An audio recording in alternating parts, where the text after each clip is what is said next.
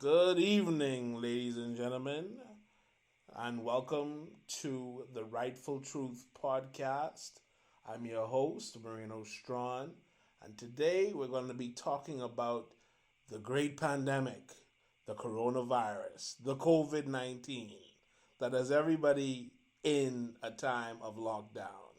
And today we are joined by a special guest, a friend of mine, colleague of mine, that I've known for a few years. He's a very well versed guy.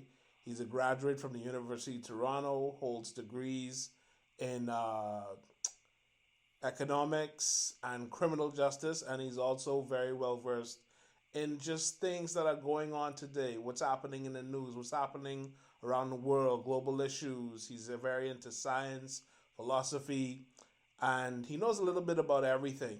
And what intrigued me about Mr. E, as we're going to call him, or E, but call him Mr. E. But one thing that stood out for me is when he would post, and the things that he would post would be very provocative, very thought provoking.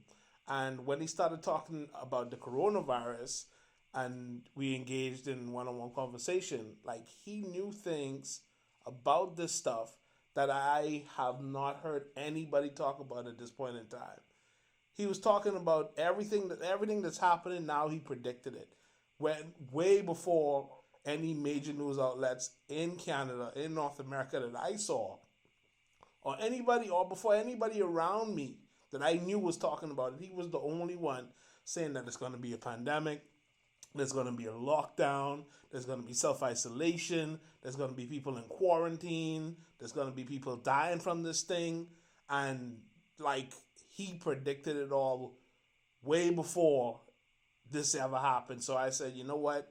When I start this first podcast, I got to have him on here because the conversation is going to be a good conversation.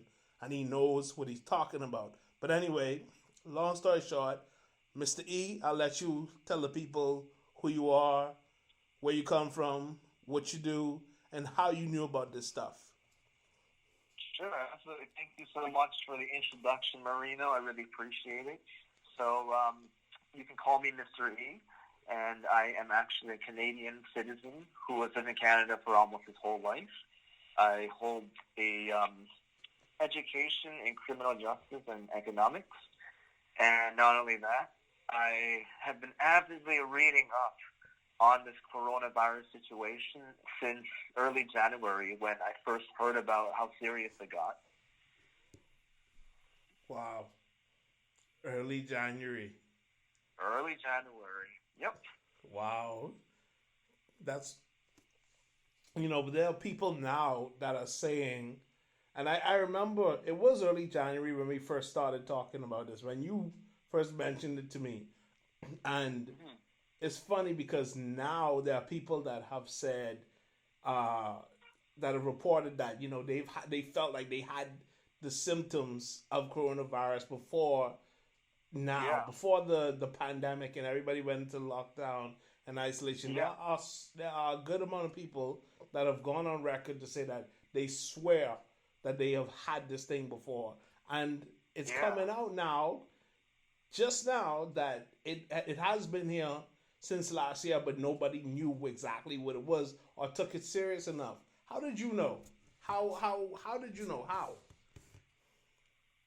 So here's the thing. Before we even get started into certain events and facts that I've looked into leading up to this, I just wanted to share something. So from a personal side, I actually struggled with lung disease when I was a little kid. So here's the thing. When I was in elementary school, I used to always get pneumonia. I used to always get sick every year. And there were even times where I thought I was going to die, actually. And I bring that into light because this is actually the reason I was really, really in this whole situation in the first place. Mm-hmm. When I first heard reports about... Now, here's the thing. Yeah. When I read the first headline about this back in, I think it was in late December when I read it, of 2019, there was a headline that said, there are cases of strange pneumonia happening in Wuhan, China. And when I read that for the first time, I became very intrigued right away because, of course, I just shared my own personal experience with it. Yeah. And not only that, it made me realize China's such a big country. There's so many people who are going in, going out, who are living there. Yeah. And not only that, you don't know, just from my own experience, this illness doesn't hit you until much later. It starts off as absolutely.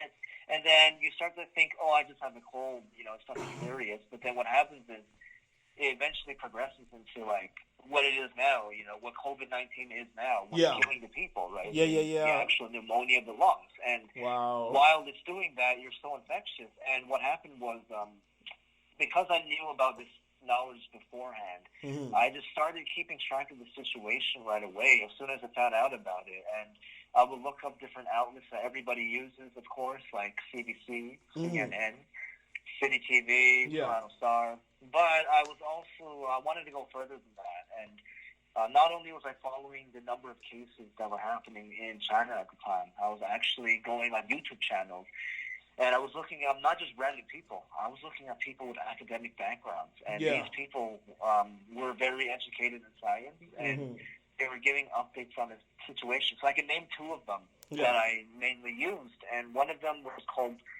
Peak Prosperity. Okay. He's a YouTuber. So Peak Prosperity is actually a YouTuber with a PhD. Okay. And the thing I liked about him was he was actually very informative about the entire situation. He was breaking everything down.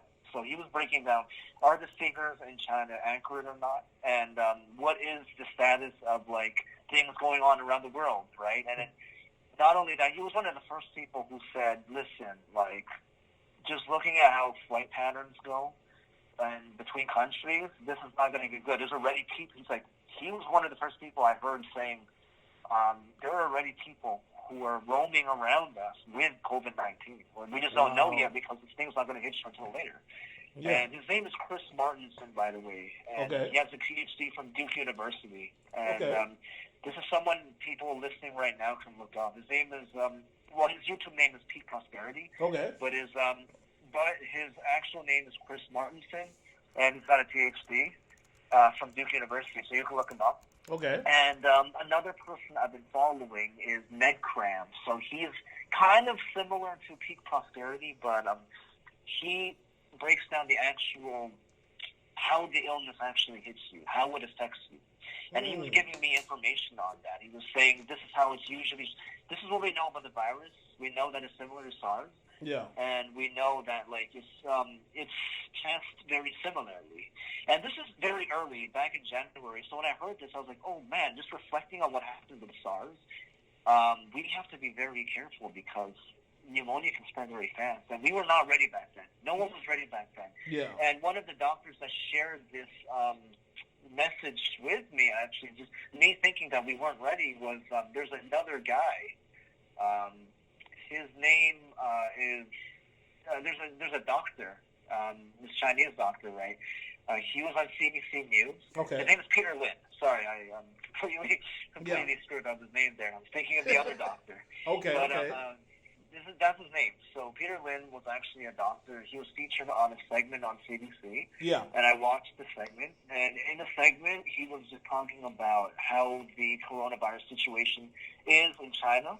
And then someone asked him in the interview, the interviewer said, do you think this will reach Canada? He said, no doubt, without a question, because one of our biggest immigration sources is from China. Yeah. And when it was happening there, despite the fact that they locked down the border early, the thing is, they didn't even know that there was an outbreak until months later. And he was saying, people are probably going to eventually immigrate here, and they have the actual illness.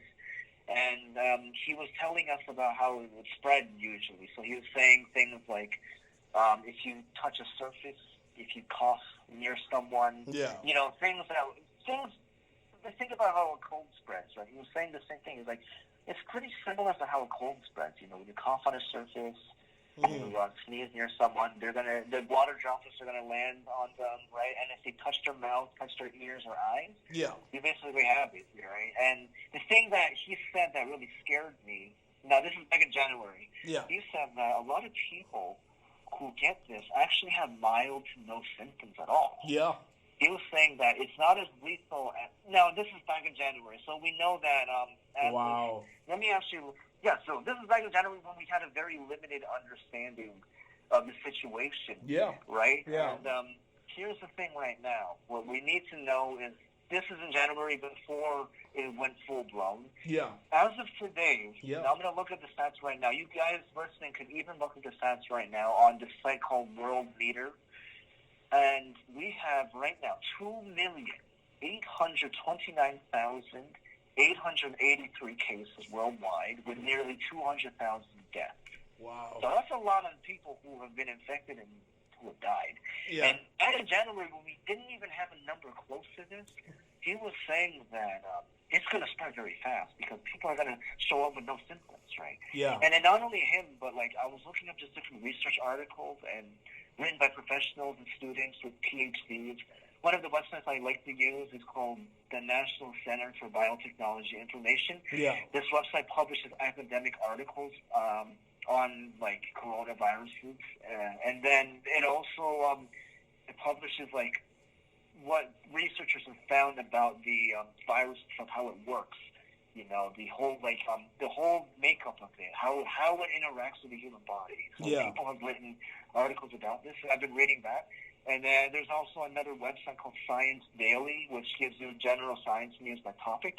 Mm-hmm. And I read that as well, you know. So this is how I've been keeping up on things, and this is how I first found out about it and why I'm taking it very seriously, Yeah, I mean, you definitely know your stuff because, like I said, again, you know, you were like the only person that I knew personally that was even talking about this. And this was just like you said, you know, this was in early January when you had mentioned it to me, you know, and in early January, even then, like that was people were not that concerned, you know. It was just like all we knew was, you know, it was coming out of Wuhan, and I don't even think at this time like China had even closed anything down or nothing was restricted. I think. Maybe at the time, Wuhan might have just started to like prevent people from going back and forth within that specific area. I think like that's where it was at, and nobody was taking it that serious. But when you told me like, you know, oh man, this is going to be a pandemic. I've looked at the numbers. I've done the research. They're going to be self-isolation. I need to get my mask. I need to get my gloves. And I'm like, at first I was like, yo, like this guy is taking this like serious. And now flash forward to now, everybody's wearing masks and gloves. Everybody's locked down. There are countries where it's like martial law with the police keeping people from coming outside. Everything's shut down. Only essential businesses are open. It's like, man, and you predicted this, so I'm like, whoa, like, you know, like whatever. So whatever research you were doing, it's credible because the fruit there's fruit from it, man. So I have a question for you, Lee. Absolutely. Now that we said that, how you got into this research and how you were able to get ahead of it so fast before everybody. I want to ask you, as a person who has studied economics, as an economist, do you believe that the coronavirus pandemic has shown us what's necessary to move forward for the economy and how we conduct future business? See, in terms of that question, it's actually it's a very divided thing. Okay. It's a very, very divided thing. And the reason I say why it's a divided thing is because number one, you got to understand, in order for our society to function, we do need the businesses that have shut down. And I'm talking about the non-essential services. Like, think about your own family makeup. Think about my family. How do we make money? We can't just rely completely on, like, government grants. We can't just rely on emergency funding. Yeah. Because if this pandemic keeps on going, and it looks like it's going to continue for a very long time, what's going to happen is the government is going to run out of funding for different things. They need the money that they have right now, not only for this pandemic and to help the citizens, they need to help businesses. They need to help their own governmental services. They need to help. They need to help fund for like the military. They need to help fund for all sorts of different things. Education, for example. They need to help. They need to help big corporations, right? They need to help all of these different areas of life that we actually do need in order to function. Yeah. So, on the one hand, right now, no, we don't need them, because at this point, what's more important is we need medication, we need protective gear, we need gloves, we need pharmacy stores in order to deal with the symptoms. Right? We need those things. So, yeah, we don't need like accounting firms, law firms, tech companies necessarily. Yeah. However, here's the thing I want to bring up. Like I said, there are a lot of families. If you study micro, and so I'm talking about the macro side of things. You know, macroeconomics is basically looking at the entire society as a whole, looking at like the bigger picture of things, basically. Now, I'm going to talk about microeconomics. Now, microeconomics are different. It's basically how do things individually function within society, right? And how do they interact with, how do different sectors, how do different businesses, how do different, like, different areas of society interact with each other, right? Why are they important, right? Yeah. And when you do that, it's actually very important that we have these other services open. And the reason is because there's a lot of families right now who have single-parent families. There are a lot of people who have to live on their own.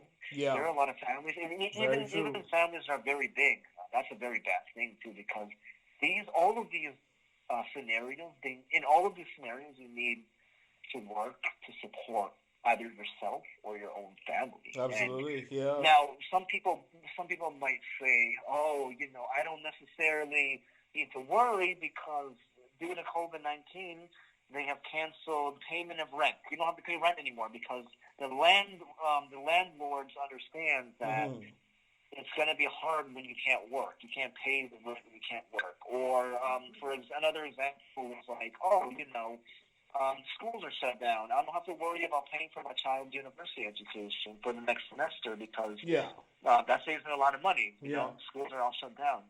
And a lot of people would think to themselves, "Oh, okay, that's good." Yeah. But if you go further into it, the schools that have shut down, and the not only schools that have shut down, but like all the companies that have shut down, you know, those people running those schools and companies, and the people running, like the tenants who are running like different businesses, not businesses, but like the landlords who are like in charge of the apartments that people are renting, they also need to make money to survive. So how are they going to do this if nobody is going to pay, right? Nobody is going to pay money for these things. And that is where actually the problem is going to be long-term. So right now, it will seem like essential services are more important than these other businesses. Yeah. But in the long term, what's going to happen is nobody's going to, like, give money. No one's going to send money to these businesses that are in need, because they're not going to make money if no one's using them. Yeah. So there's going to be an issue of those people not getting money, and our essential services as well. We can't work there's been stories of farmers in Alberta who are being laid off because they found that a lot of the people are getting affected. So if the farmers themselves can't even work in the primary and secondary industries, right? Yeah. Then that's going to become a very bad problem, because now our essential services are going to be limited as well, and we're going to be in a totally bad situation. Hopefully it doesn't get there. But another thing I wanted to mention was some people will probably think about UBI. And what is UBI? It's called Universal Basic Income. This is something that has been advocated by some candidates in the United States, such as Andrew Yang. He ran for presidency. Okay. Unfortunately, his presidency came to an end. Yeah. And basically how it works, this is how UBI works, and why it's this is why UBI is actually relevant in this type of situation.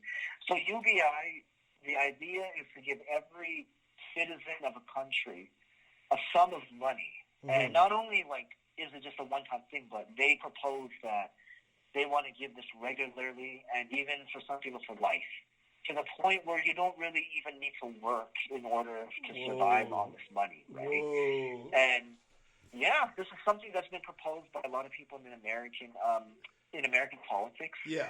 And it is meant as a way of like replacing other existing Social Security benefits, right? Yeah. Where everyone can receive like flat rate payments. This is a researcher named Luke Martinelli at the University of Bath. You can actually look him up. Okay. And he was saying in an article, the motivation is so that people can reduce relying on other benefits in order to survive, because a lot of people don't get paid good minimum wage, right? The minimum wage in the United States is very low. Yeah. It's actually I think it's even lower than Canada, if I'm not mistaken. And the problem with UBI is, where are we going to get the money? Okay, you're proposing that we're giving away money to people to survive in situations like this. Yeah.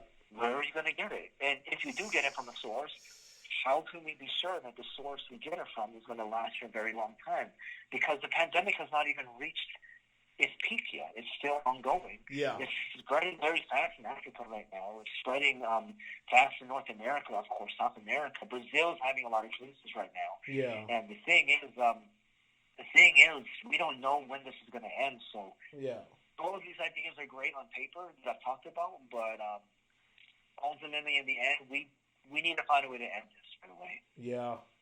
Yeah. I mean, yeah. I don't think, to add on to what you're saying, when this thing, when we really get into the thick of it, and when it does peak, or when they talk about, they call it like the second wave. I don't know if you've heard of people using that term, saying the second wave. Yes, I heard it. Yep. Yeah, after it peaks, the second wave is going to come. So even then, it's like, yeah, how does the government maintain giving all these services to be able to give people money and to pay their essential workers, and to defer loans and all this stuff like that? Like how long, no, it's like nobody really knows. It's almost like we're just going with the flow for the most part. It's just as it comes. Does seem like it. Yeah. That's it's a crazy thing to think about. So, do you think things will ever go back to how they used to be, or do you think like there's gonna be like a new norm, or things will get worse, or like what are your thoughts on that, and how will life be like after this? Well, before we even speak about that, do you mind if we actually, because there's something very important I think the listeners need to know. Okay. It's how this thing just, from day zero, got out of hand, like to the point of where it is now. Like, this is something that I think a lot of people need to know about. Do you agree? Absolutely. And so, because even though I'm your guest right now, let me just ask you, Marino. So, you had mentioned that I was one of the very first people that you heard saying that this is going to get very bad, right? Absolutely. Now, I'm going to ask you a question now. Sure. How would you feel now regarding this question that we want to talk about? Mm-hmm. How this thing got so out of hand and got loose? If you actually, let's say hypothetically, me and you were in Wuhan when this happened, how would you feel if throughout the entire month of December, not even December, because there were reports of this happening back in October, actually. Wow. And how would you feel if you were like in there, you're either a citizen or a tourist, and you never heard one single warning from the government, from any of the citizens there, from anyone basically saying, listen, you got to get out of here. There's something going on where people are getting sick. How would you feel? If I didn't hear any of that stuff, if nobody said anything. Yeah, if you didn't hear about it, and then to see what it's like today. Yeah, I mean, man, it would be rough, because, you would wonder, like, that's scary because this is a brand new disease, and it's like if you're in a place where you trust that doctors and all these scientists and all these professionals, you trust that they know, if something to this magnitude just comes out of, even if it just comes out of nowhere, at least like to be able to pinpoint it or say, oh, that's this, or those are the symptoms. Like it's scary to know, months later that, whoa, like I was living in a place where the virus was this serious. Like it's scary. And then even if you're still there, if you happen to be somebody that's still there, or even you were there and then you left and then you came back, and then people are like, oh my gosh, Wuhan and COVID, and it came from there. Like, it's definitely, I see why a lot of people have panicked and why they call it a pandemic. Exactly. Because it's scary. Yep. It's terrifying. And the reason why I asked you this question and why I brought this up is because now I'm going to talk about the facts. And, okay. You asked me why. I think you had asked me before we started recording this podcast. Yeah. Why is it that this thing just got so out of hand where it is now? And I have facts here. Okay. These are actual facts. Yeah. These are not things that I just made up on the spot. This is actually published. This has been published in many articles, in many types of media outlets. Okay. And I'm going to actually bring these up for the average listener right now, just so they understand how it came to be. Right? Yeah, sure. Now I'm going to go back to actually even before December when it was reported that there was an outbreak. Yeah. I want to go back to November, actually. Believe it or not, there have been reports of people getting COVID-19 in November from Wuhan, and to be exact, it was mentioned in this article here that I'm reading that there was a 55-year-old individual from the province of Hubei, which is where Wuhan is, who may have been the first person to contract COVID-19, but this was back in November, and not only was he the first one that they suspected, there were at least 266 people known. Now, when I say known, I'm not talking about, like, officially. Yeah. Because we don't really know. This is something we've assumed to be the number, 266 people. This is not necessarily an official number. The reason is because that's a rough estimate. Yeah. We don't really know exactly how many people have had this. There might have been people living in Wuhan with the virus who might have thought it was a flu or just a common cold, and they didn't have to go get checked out. Yeah. But the ones who did get checked out, the ones who did get confirmed, hey, we have this weird virus we've never seen before. Yeah. That's still a high number. 266 people is a high number. To have it in November that early is very concerning because by this number was not even reported. We didn't hear about this until literally January or December. We didn't know that this was going on, and in the whole time where we were just celebrating like New Year's, where we were celebrating Christmas, Thanksgiving, and we didn't realize that these people who got sick there were freely allowed to actually fly to different countries around the world. That's very concerning because that's probably one of the biggest reasons why this thing spread so fast. Especially now that we know the nature of the virus and how it's very, very transmissible compared to SARS. Right? SARS has been known to be more lethal from what I've read, and COVID-19 is more manageable and only really hurts people who are very old or very young. But it's far more transmissible. And not only that, here's another thing that I have actually uncovered from Global News, actually. And I want to talk about this article right here that I found. It said, and this is an actual article that is official. This is not something that is a hoax. You can find this exact information. For the listeners out there, you can find this information on numerous other websites. Okay? Yeah. This is not something that I came from a fake website. Yeah. This is on Global News. And it said that even before they officially sealed the borders on January 23rd. Now, keep in mind, we had already mentioned that this outbreak was going on since November, mid-November. Yeah. Right. Yeah. So to lock down your city on January 23rd, 2 months into this, mm-hmm.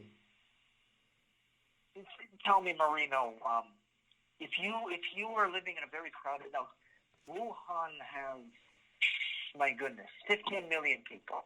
Okay. 15, no, Hubei province, rather, I apologize, has 15 million people living there. Whoa. Let me ask you something. That's a large number, right? Oh, yeah. Let me ask you something. Oh, yeah. What do you, just how likely do you think, out of the 15 million people, a large number of those people are going to be exposed to the virus? Yeah. If you didn't even lock down your city until January 23rd. Yeah, that's a lot. That's a lot of people. That's a lot of people. Right? So oh, a yeah. lot of people could have been, no, not could have been, definitely have been exposed to this virus. Yeah. Because they didn't know about this until January 23rd. Oh, something's going on January 23rd. Yeah. But this article, even, okay, so this article actually even references the mayor of Wuhan. Now, this is not something that someone is speculating here, okay? This is something that was actually put out by the mayor of Wuhan. Yeah. The mayor of Wuhan, his name was Zhao Shangwang. He actually came out and admitted, listen, 10 million people fled the city of Wuhan before we were able to lock this province down. Yeah. And when I read this, it made me scared. I was so scared. I was like, you don't know where these 10 million people are around the world. No, you don't. You don't know who the... You have no idea where they are. You have no idea who they've come in contact with. You don't know if they actually even have the virus. So even if 10% of 5 million people had the virus, that's 500,000 people. That's a lot of people who might have the virus. Yeah. And they're spreading this around. Yeah. So this is one of the reasons why it just got so out of hand. Another reason is because people, now this is something that's very controversial, and I don't want to put any blame on the country of China because I'm from there, and this is just something I have to state as a matter of fact. Yeah. There have been reports, official reports, and when I say official, I mean even news websites like BBC News have published this, that a lot of the Chinese people who fled Wuhan knew that they had coronavirus. Jeez. They knew it. They knew they were sick, but they still flew anyhow. Yeah. And there's actually a case in Paris, France. This was back in January 24th. So around the time when they locked it down. Yeah. There was a woman from Paris, France, who went there, and she knew she had the virus, and she went around going to public places. And come on now, when you're doing that, you know you're sick. Yeah. You're going to spread the virus. It's just common sense. It's going to happen. And they even interviewed her, and she even said, listen, I did have a low fever. I did have a cough. Yeah. And I was taking medication. And she even admitted, I knew I was sick. And I still left anyhow. And this is another thing. This is something that you really have to consider because if you have 5 million people who have left Wuhan, and they knew, and a lot of these people knew that they were sick, this government, the Chinese government, should have done a better job in scanning these people and making sure they didn't have any symptoms. Absolutely, right? Absolutely. So, a quick question for you: do you think? So, with that being said, do you think that now this may be getting into the conspiracy theory part of it, but do you think that the Chinese government wanted it to be released? Do you think that it was intentional? Because if they could have closed the borders or stopped people from leaving or closed down Wuhan, do you think it is a possibility that it could have been intentional? Now, this is a very controversial topic because one of the things that is a fact here. Now, I know what you've asked me is very controversial because a lot of people will think, oh, those are just conspiracy theories, that the Chinese government intentionally let it out or that they intentionally wanted this to be spread. Mm-hmm. There are actual incidents that have occurred last year which are very suspicious because when I say suspicious, I mean they just didn't make any sense. But when you think about what's been going on now, some people might be able to tie these in, right? Yeah. And one of the examples I could give you is in Canada. Okay. This was back in. Let me just pull it up here. So the title of this article, just so the viewers out there can actually look this up, is called "Chinese Researcher Escorted from Infectious Disease Lab Amid RCMP Investigation." Whoa. This was written. Now, here's the thing that's scary. Yeah. This was written in July. This was we're not even in December. This is almost a year ago that this happened. Oh, my gosh. And what happened was that on July the 5th, 2019, there was a doctor by the name of Shanggu Xu, and she had a husband as well named Keding Chen. Okay. And she had students as well, from what I understand. She was a doctor. She's a researcher. Yeah. And she apparently was in Winnipeg. And there is this lab in Winnipeg called the National Microbiology Lab, right? Okay.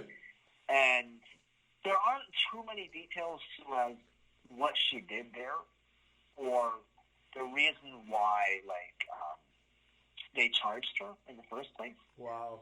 But it was believed. Now, here's just I'm not going to say right now, too much about.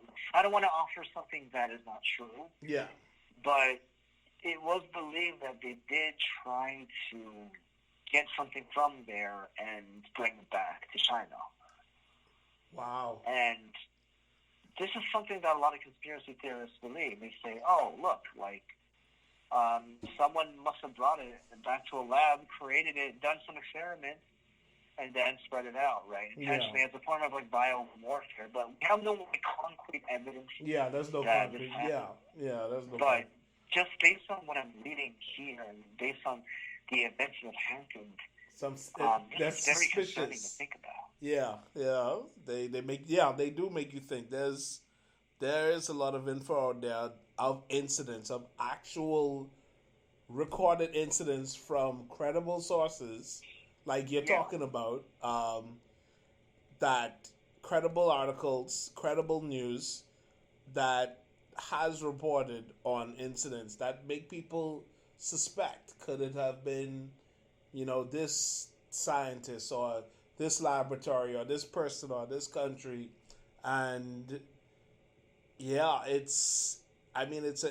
at a time where, for the first time in a very long time, I'm sure, people are actually thinking,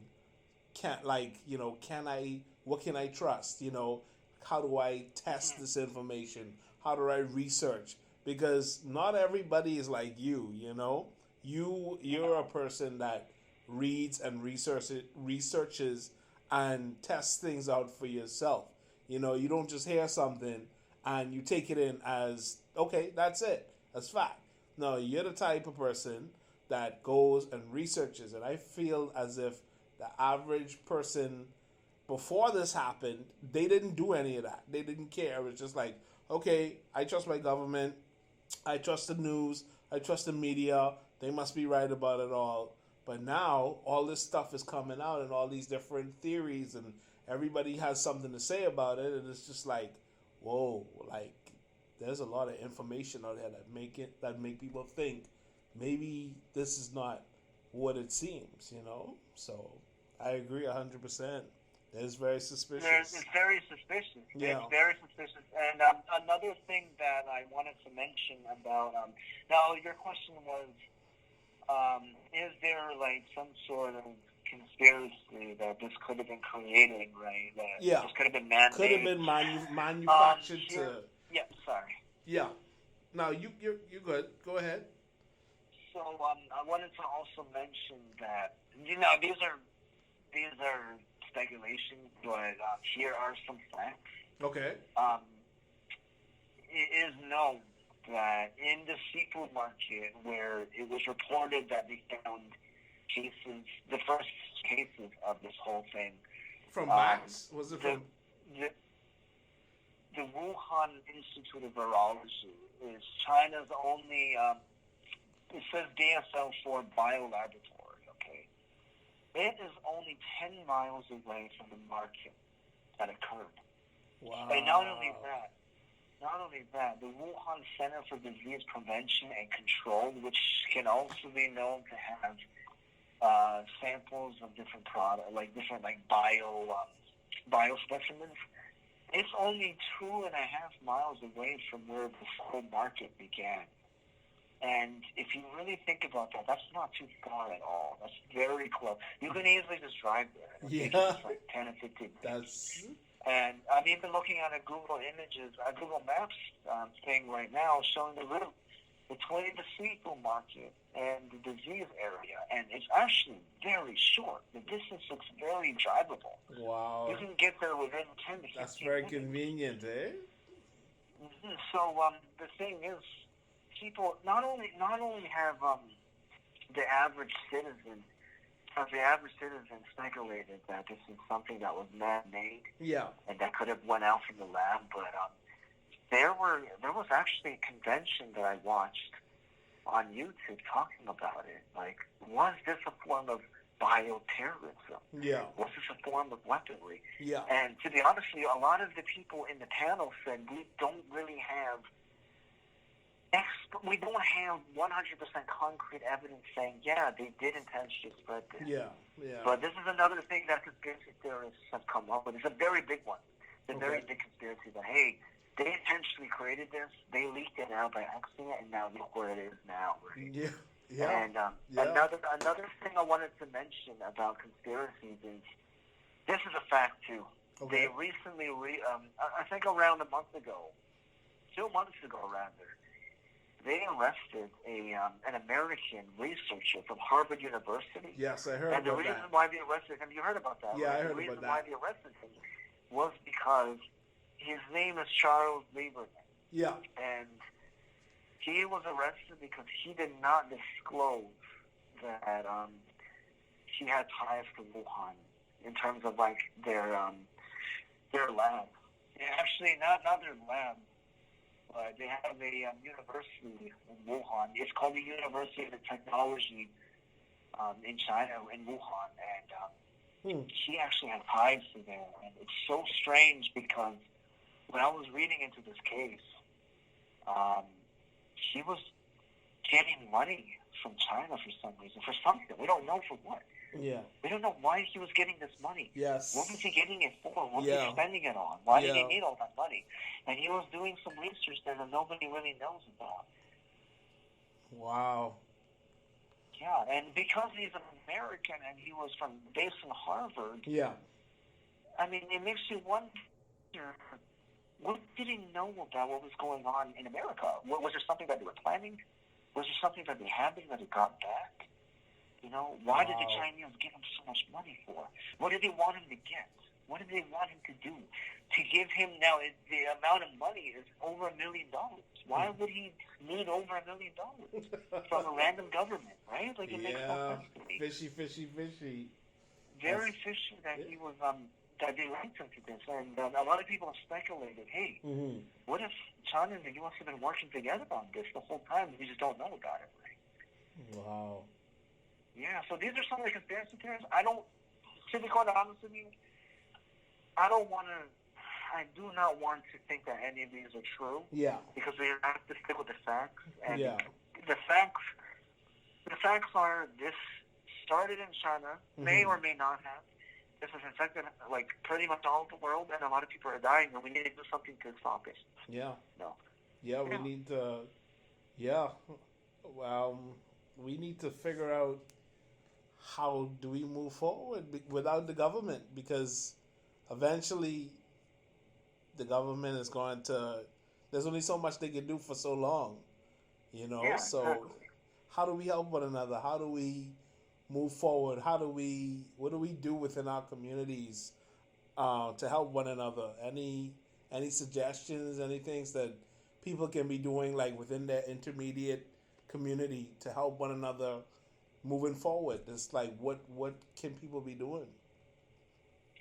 So there are a lot of aspects to touch upon when you ask the question because we have to think of things in terms of societal impacts that Yeah. people can have. We have to think things in terms of economic impacts that we have, in terms of the businesses and the roles that we originally had before this outbreak began, right? And then the third thing we're going to think about is just the relationships that people have between each other. Absolutely. Not only what they can do to help the situation out in terms of society itself, but how do we decide to interact with each other, interact with other people around the world even, not only face-to-face, but through social media, through all means of communication. And here's where I'm going to begin. So I mentioned something about the societal impact of this, right? Yeah. And I just want to bring something to light here. Okay. Now, let's talk about the whole SARS pandemic that happened back in 2003. Okay. With that, I have an actual, I have something from the Center for Disease Control and Prevention. I have something from their website right here. And this is something the average listener right now can look up. And this is not something I've made up.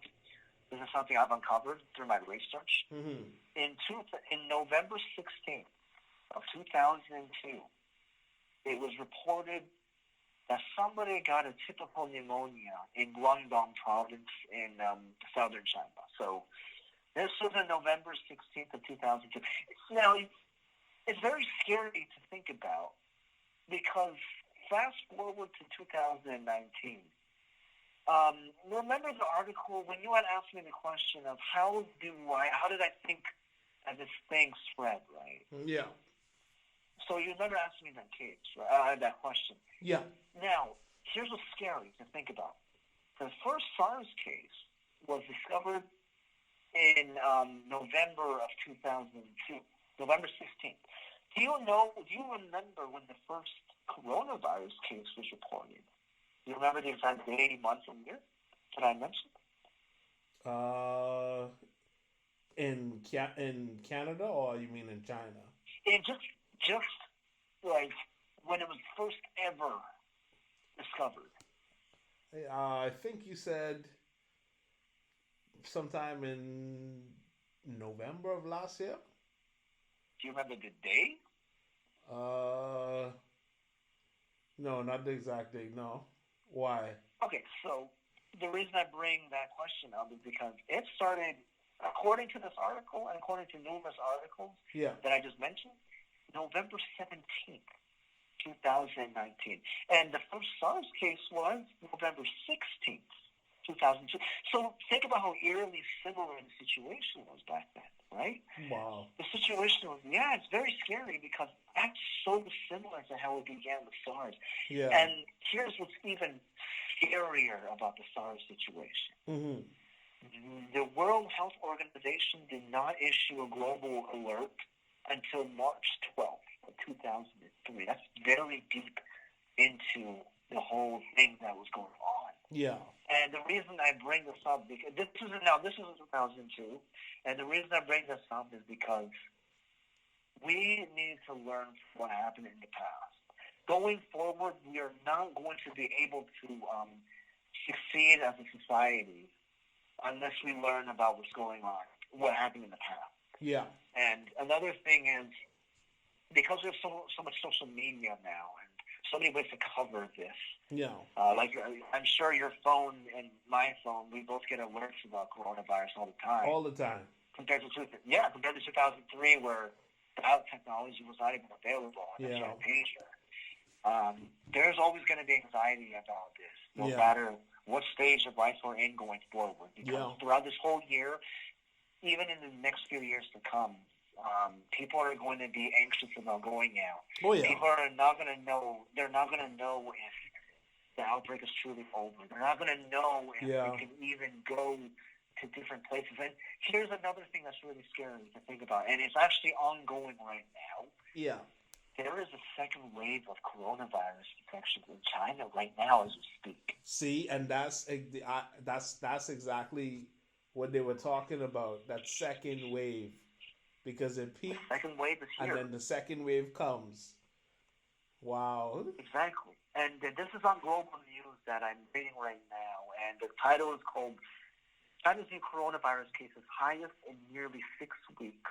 Yeah. And now it's just mainly from overseas. However, it doesn't matter where it's coming from because the fact of the matter is there are new cases popping up there already, and they just got over this, right? Yeah. Like not too long ago, and it says in the article here, 108 new cases are reported on Sunday. This was written April 12th. So if I look at my calendar, that is on April 12th, and this is actually very concerning to me because it is not over at all. No, it looks like it's going to continue for a very long time, and people are going to be uneasy. Yeah. And they're going to be very anxious of going out. So that's in terms of the societal impact because we just don't know when this is going to end. People are going to be very anxious and nervous. Yeah. And we need to learn from the past in order. And not only that, like, I had mentioned something about economic factors, right? Yeah. So, I'm going to have a look here at the industries that have been devastated the most by this outbreak. So, if we have a look here, there is actually an article right now, and in the article written, it actually details exactly what industries have been hit the hardest in terms of the coronavirus. It's called coronavirus stocks. Okay. Five companies hit by the bug, right? And it was written in U.S. News. It's an online article. It's an online website that you can find. Okay. And this is strictly speaking in terms of the United States right now. But as we know, the United States is one of the biggest countries in terms of how it does business with countries around the world. Yeah. A lot of other countries look at the United States as the number one country to do business with, the number one country to rely on for multiple things, right? Yeah.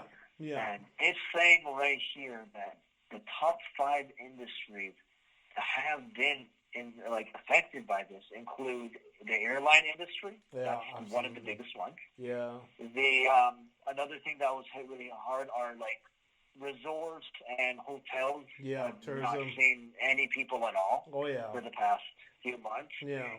Even one of the most well-known brands around the world, Nike, has been hit very hard by this virus. They closed half of their company-owned stores in China. Wow. And think about how many people in China love basketball. They love shoes there. They love different gear that Nike has, right? Yeah. They love the NBA. Yeah. And it's 17% of Nike's revenue comes from China. So think about that. 17% of your revenue is cut off right there and then. Wow. And other things that are going to get hit hard, it says here, food industry, 100%. No one's going to show up to get food at restaurants. Yeah, how are you going to dine in if you're going to fear infections? Everything is, takeout and delivery right now, and I think it's going to be like that for a while. Exactly. So already it looks like a lot of companies are getting hit hard, especially small businesses. Can they adapt? Do you think that a lot of them, can they adapt to a more digital platform for their businesses? At this point right now, because we haven't even reached the peak, I think that's the only thing they can do, but it's going to hurt them a lot because think about this. Companies that initially never had any form of online option for people to get food, they're going to have to pay money in order to get that set up. They're going to have to spend money and time to get that set up. And not only that, you don't, honestly, you do not make as much money going out and delivering food to people as you do when people dine in. It's because that's true. You need to spend time. You need to spend time not only making the food for people. Yeah. You need to spend time going out and delivering it. And if your workers get sick and they get infected, you're going to have less staff in order for that to happen. Yeah. And that means you're going to have less revenue in. And if this continues to go on the way it is, yeah. The only way we can recover is we need to find a cure, we need to find a vaccine, we need to follow quarantine laws. Here's another thing I wanted to talk about. I wanted to also talk about the just the general social impact in terms of how people are interacting with each other. Yeah, that's very important to talk about because what's been happening recently is people have been. Now I don't know everybody in the world. Yeah. But from what I'm hearing on websites like Facebook, Twitter, Quora, people are more reactive than they are proactive in terms of this situation. So I'd say so. Have you noticed that a lot of people have been blaming each other and just saying negative things and attacking each other? Absolutely. I just today, my wife went to the store to get wipes, the Clorox wipes, and she apparently she was talking. She stopped and she was talking to somebody in the store that she knew, and the workers came up to her and asked her they started interrogating her because they thought that she was taking more than what she was supposed to get. They thought that, I don't know, maybe they thought that she was somebody else. They didn't know. But the fact is people are so paranoid that they're on the attack. Like she said that they came out and they were on the attack. Like they were rude about it. Like, how much did you take? What are you doing? Were you here before? And just questioning, and it's just this would never happen on a regular day. Before this. No, it would never happen. And the thing. Yes, go on. Sorry, that's crazy. It's crazy. But no, you go ahead. So what I wanted to mention for anybody listening here, I don't care. Now, I'm actually, I'm Chinese, okay? So I should be the one, many people would think two things about me. Number one, I have a right to complain about racism because it is very relevant to me. And it's something where, I'm sure everybody knows that Chinese people are getting attacked right now, no matter where they are. Yeah. But the other thing is, if I get blamed for this, if I am made to feel responsible for something like this, I completely understand it because the reaction to this, of course, if you were to be any other country in the world, and your people started, like Italy, for example, they did nothing wrong to us, to Chinese. We have a good relationship with them, and many, many people in Italy died from this, and it made me feel very remorseful about what my country's done to them. Yeah. And the reason I bring this up is because, I feel remorseful about that. Yeah. And I'm also very upset at, I'm just like anybody else. I'm very upset at what my own government has done. Mm-hmm. But I, myself, being in the position that I am, I know that this is not going to benefit the situation. Yeah. Because we're all in it together. Sitting here. Yeah, sorry. You wanted to say something. Yeah, no, I say, you're absolutely right. We're all in this together. At this point, it really doesn't matter who, where, what, how. We're all in it. We're all in it at this point, It's too late to point the finger. It's too late for all that finger pointing. It doesn't make any sense. It's pointless. It's everywhere now. Makes no sense. We got to just deal with the present, what's happening.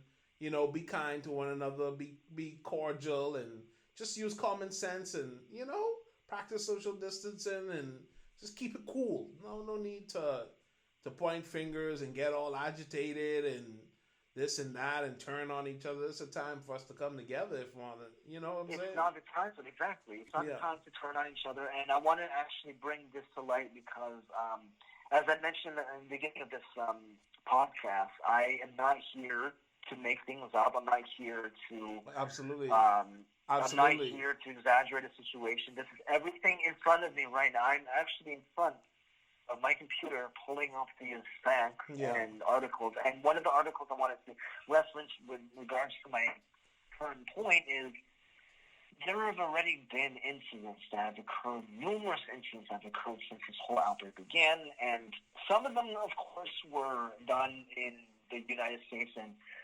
Western countries. So, for example, there is an article here written by NBC News. It's entitled "Asian Americans Report Over 650 Racist Acts Within 1 Week."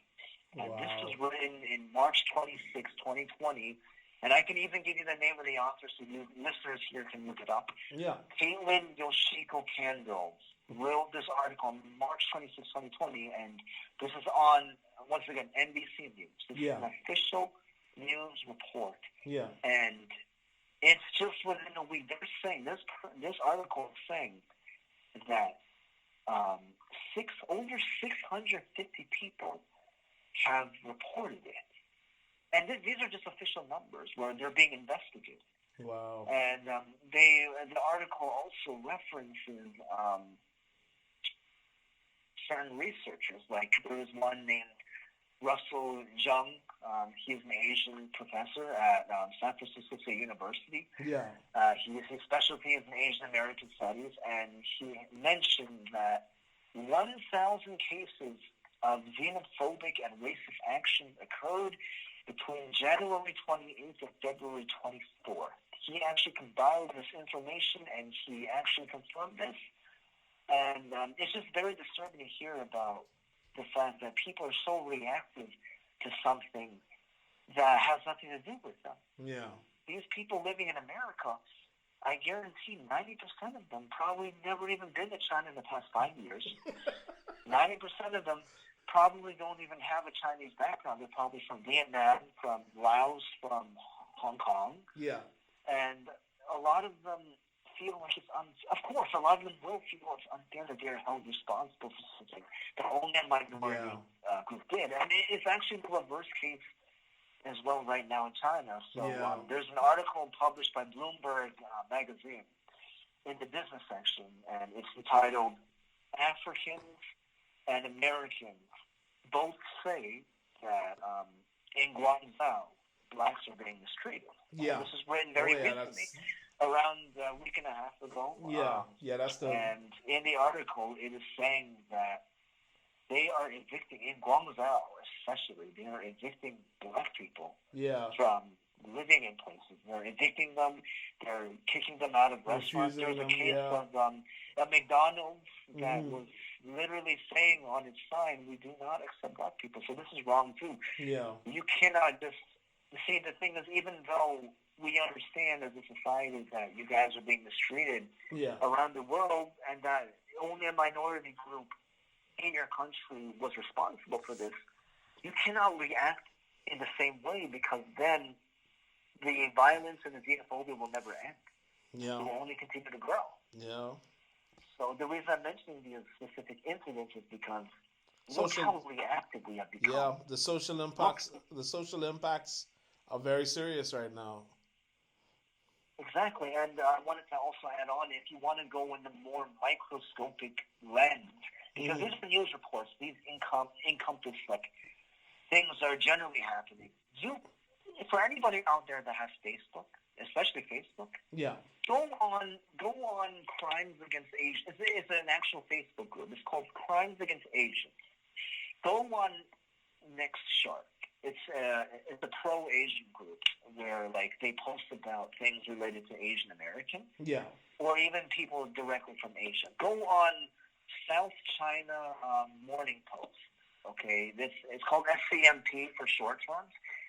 They have official Facebook groups, and the reason I'm telling you guys to go on these groups on Facebook is because you will see for yourself the numerous, and when I say numerous, I have seen hundreds at times. Wow. Numerous of them, yes, hundreds of comments, of racist comments from not just non-Chinese people, from from all forms of Asian people, from Thailand, from Hong Kong, from other parts of China. Yeah.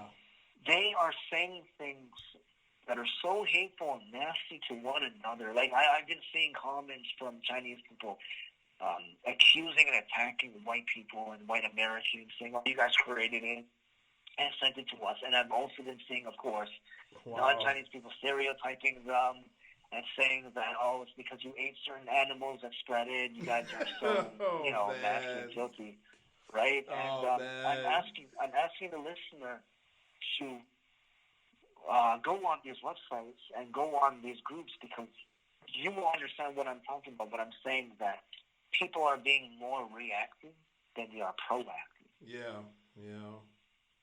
They're defending. They're calling. They want somebody to blame. It's really unfortunate that humanity has come to a point where we're doing these things instead of donating supplies, giving our blood to people, like donating money to organizations like the Red Cross that need it in order to treat victims. Yeah. Right? And it's just really unfortunate that this is happening. Yeah. This is actually one of the reasons why I don't think this thing will end very quickly. Yeah. People need to just get a hold of themselves and act maturely and recognize that this has now become everybody's problem. It is. It's everybody's problem. Yeah, at this point, it's everybody's problem. Doesn't matter if it's China, Italy, Egypt, Canada, United States, Venezuela, Bahamas. It doesn't matter. We're all in this the same way. We're all on lockdown. Exactly. There's no life as usual anymore. Everything has changed. Everybody's, all reactive and pent up and got to stay at home and getting cabin fever and taking stuff out on one another. Oh, you look different.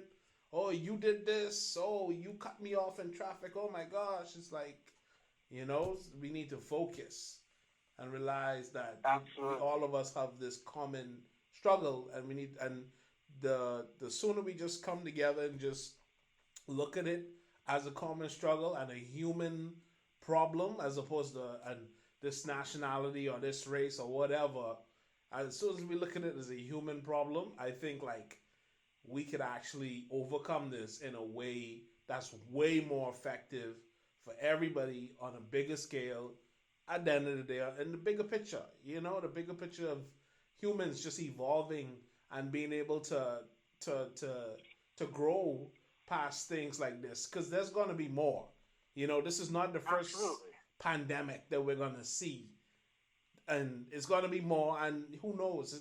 There's probably things that are going to be worse, way worse than COVID-19. God forbid that, but yes, I understand your point completely. You're right. So we got to get it together now, because we don't know what's coming next, and we don't know how long this thing gonna last itself. So, yeah, man. Absolutely.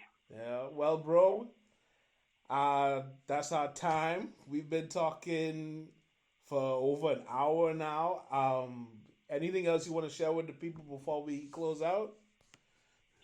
Absolutely. So one last thing I wanted to share. It's just a general thing that I wanted to mention, but listen, guys, anybody who's listening to this right now, I don't care where you're from, I don't care who you are, I don't care what age you are, what background you have, I don't care what biases or perspectives you have towards certain people or the situation at hand, but you guys need to understand one thing, and that's just think about how you can contribute to the situation in a positive manner. I just wanted to share, not to brag or anything, but I myself initially was just like all the people I talked about at the end of the last topic. I was very reactive. I was very upset at my own government, and I was I was just generally feeling like I wanted to do something to get them back, just to show them that I was so upset. But for the past 2 months, I've come to realize that at this point, at this stage, we all need to band together and just think about what we can do. If it's not with other people, ourselves. So some of the things I've already done, I've donated money to the Red Cross.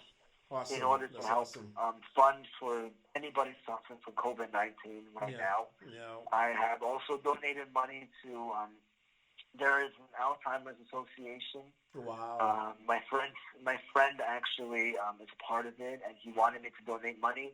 And the reason why that's important is because a lot of older people suffer from that, and it causes memory loss. And if they forget to wear protective equipment, or they forget that they shouldn't go outside, they're going to get exposed to this. And we need to find a way to treat these people. And another thing that I did recently was I had a friend who is part of a Chinese church. Yeah. I'm not going to name the church just for their confidentiality. Yeah.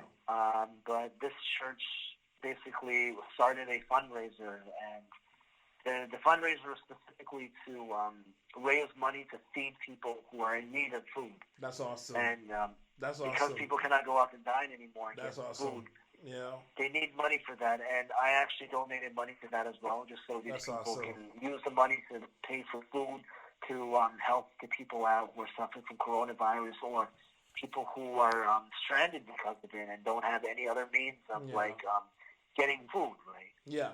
And I just wanted to get that out to the average listener right now because, I'm no one special. I'm not above anybody. Anybody in the world has the power to change things. You know? Absolutely. One life at a time, eh? Absolutely. Well, Mr. E, thank you so much for your time. This was informative, educational, eye-opening, and again, don't worry, no COVID, just a cough. I need to drink some water. Oh man, but that would be devastating. But thanks again, bro, and I really appreciate your time. Thank you. I really appreciate you, Marino, for giving me this platform in order for me to share this information to the public. Hopefully you can share this with as many people as you can. I definitely will try to if you can give me the authority to do so, and hopefully this will make a difference one life at a time, Yeah. Well, just talking about it and having conversation about it, it helps, it definitely helps, and lets people know that everybody's thinking the same thing, everybody's basically going through the same thing. So yeah, man, thanks again, and I'll talk to you soon. You too. Thank you for having me on again. All right, brother, take care. Take care. All right, ladies and gents, that was Mr. E, my good boy, my good buddy. Once again, thanks you guys for tuning in. This is the Rightful Truth podcast, and stay tuned for more next week and the following week and the week after that. So support this, share this. Thanks again. Peace, love, be safe, sanitize, practice social distancing. Till next time, have a good night.